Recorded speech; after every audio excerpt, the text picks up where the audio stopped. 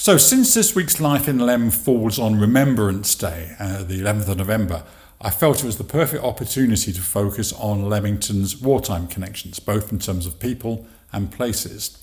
And so right now I'm sat in the town hall with the perfect person to have this conversation, Martin Harrison, who is treasurer of the Leamington History Group and also has been awarded the British Empire Medal. Martin, I hope you don't mind me sharing this, in 2024 for his services to the community of Leamington and the West Midlands, and also for 40 years of service to the Royal British Legion. It's an honour to have you with me today, Martin. Welcome to Life in Lem. Thank you very much. Good morning, and thanks for the opportunity to talk about this subject. My pleasure. So, shall we start off a little bit about you then, in terms of your connection with the Leamington History Group and with this particular subject? How did you get interested and involved in that? Okay, I'm Leamington born and bred, so obviously I know the towns fairly well. I lived in Coventry for a few years, moved back here some time ago. A member of the Royal British Legion, and so I've always been involved with the annual Remembrance Sunday service and latterly the Armistice Day service that we hold on the 11th. I joined the History Group, the Leamington History Group, because of my interest in Leamington and its wonderful past. And as such, I've now been involved with their Remembrance service on the 14th of November, which is a very short service to commemorate particularly the civilians that were killed during the air raids on Leamington during World War II. And so that's how I've sort of come to be involved with it. And in terms of Leamington itself, I mean, it has quite a lot of military connections, doesn't it? Yeah, just literally off the top of my head, the first is the Free Czechoslovak Army, who were based in Leamington during World War II, primarily at what was Harrington House on Newbold Terrace, now the Spa Centre. That was the headquarters of the Free Czech Army in the United Kingdom, and primarily where the soldiers were taken and trained locally to be dropped by parachute into Prague to assassinate General Heydrich, Operation Anthropoid. So that's one quite major link. And of course there's the wonderful statue in the Jefferson Gardens of the parachute with the names of the soldiers that were parachuted in around the edge. I'd never realised that was in the shape of a parachute. Yeah, it is, and when you actually look, it's quite obvious, but it may not be something that, unless you were looking, you would see. But it is a parachute, and when the fountain is actually working, the water is designed so that it runs down the side of the parachute, and it forms the strings of the parachute as the water goes into the base at the bottom. So, particularly in summer, when it's actually up and running, it's worth having a look, and you'll see exactly what I mean. And as I've said, particularly poignantly are the names of the Czech soldiers around the edge of the parachute, little brass plaques where they were, the names of those that were dropped into Prague. The Royal Warwickshire Regiment, long-standing links to the regiment, which later became part of the Royal Regiment of Fusiliers.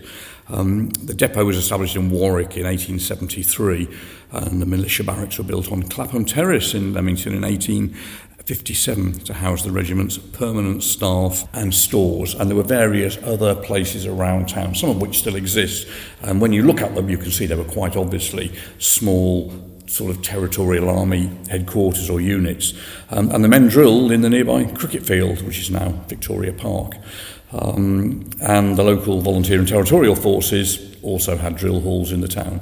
So quite a little bit of historical links there, really.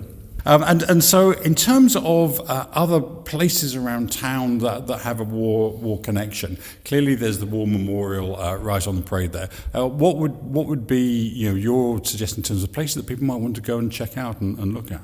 Well, I would say the parachute that I just mentioned, and certainly the War Memorial. That's something that's well worth visiting. And there is a difference. People refer to it as a cenotaph, but a cenotaph literally is a Greek word for empty tomb. So the cenotaph in London, for example, is an empty tomb. A war memorial is very different. It's not an empty tomb. It is a memorial. And so Leamington War Memorial was unveiled on the 27th of May 1922 by Lieutenant General Sir Aylmer Hunter Weston, a KCB DSO Member of Parliament, who was who was a general who was involved very heavily with the Dardanelles offensive in the First World War, and it was designed by a chap called Alfred Toft. And it's a superb memorial. There's the bronze figure of a soldier, bareheaded, with his rifle reverse, resting on his boots, with his gas mask and his helmet behind him on the ground. And around the four plinths are the names of the soldiers from Leamington that perished during the First World War, and then below those soldiers from the Second World War and subsequent conflicts. It's in a lovely position where it is, and it's something that is really well worth visiting if you're in town. Leamington suffered 6 air raids during World War II, during which 13 people sadly lost their lives, 11 of which were civilians.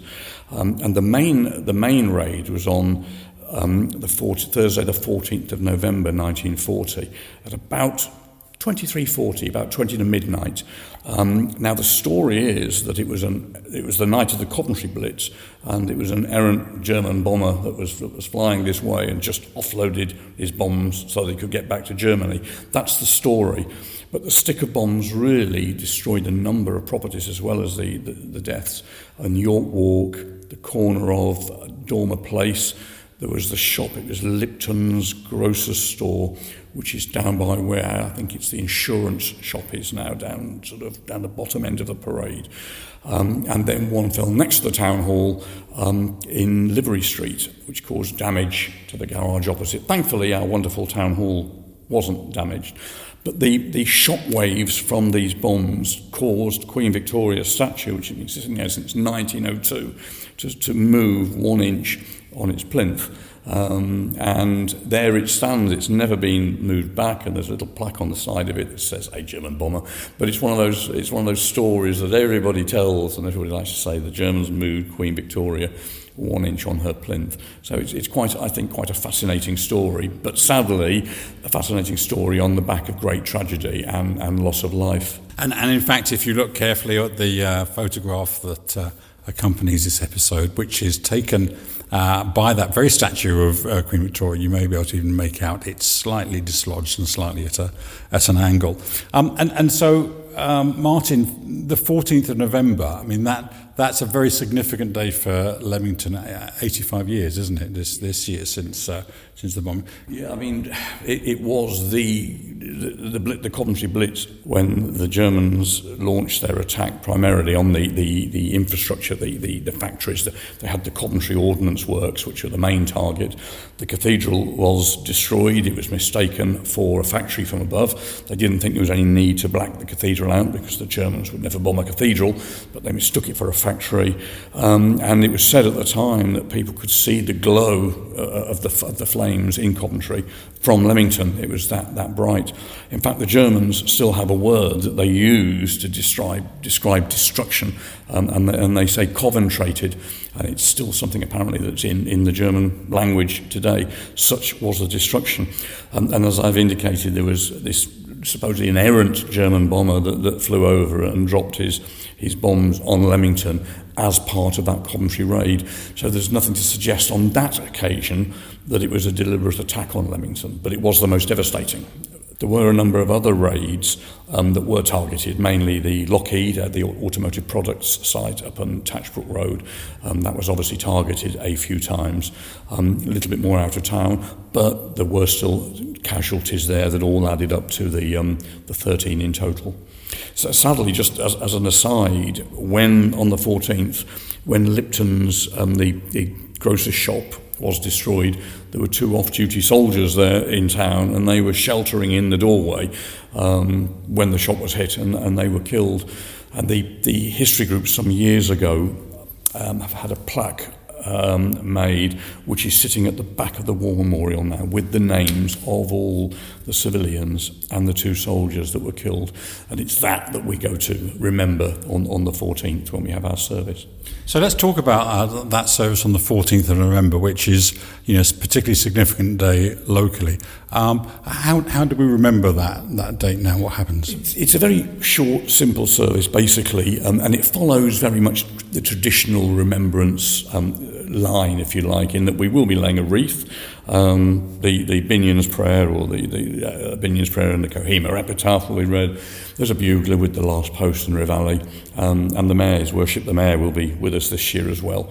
And really, it's very short and simple, but we do read the names of the people out, which I think is nice. It's a nice way of actually remembering them. Very close to the spot where actually the bombs fell. So it's very central to where all the deaths occurred.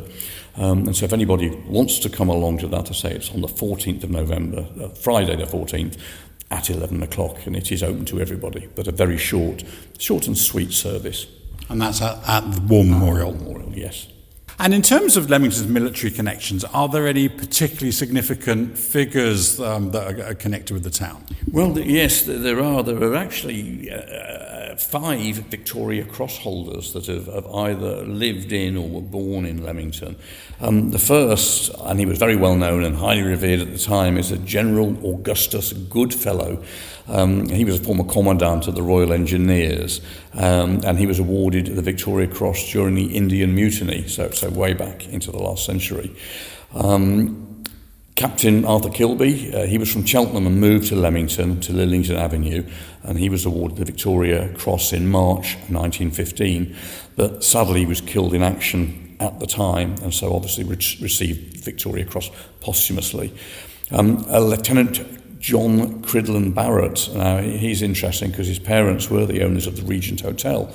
I actually remember the Cridland family from times gone by. And that's the Regent Hotel on the parade. And he won his Victoria Cross in September 1918. Led a successful attack, being wounded 3 times, and eventually had to be carried back to the British trenches. But he survived, and after the war became a surgeon, and he died in Leicester in 1977. So he survived a long time. Lance Corporal William Amey, born in Birmingham, moved to Leamington after the war, and he won the Victoria Cross on the 4th of November, so just a week before the end of the war, and he stormed a number of posts held by the Germans, some with machine guns, and he successfully secured these posts against all the odds. And he died in 1940 and is actually buried in the Leamington Ceremony on Tatchbrook Road. And of course, Leamington's very own son, Private Henry Tandy, VC, DCM, MM, he's renowned as being the most decorated private soldier of World War I. And he was born near where the Angel Hotel is now on Kenilworth Street. In 6 weeks, in the autumn of 1918, he was awarded a Distinguished Conduct Medal, a military medal, and Victoria Cross, 3 of the highest awards that a soldier can be awarded. And he was mentioned in dispatches a number of times. In fact, apparently he was told by a senior officer that he couldn't be adequately rewarded because he'd already got all the gallantry medals available. He, as I've said, numerous acts of gallantry, and Henry Tandy again went on to live a long and full life, and he died in the 1970s. And there is a Henry Tandy Court in Leamington named after him.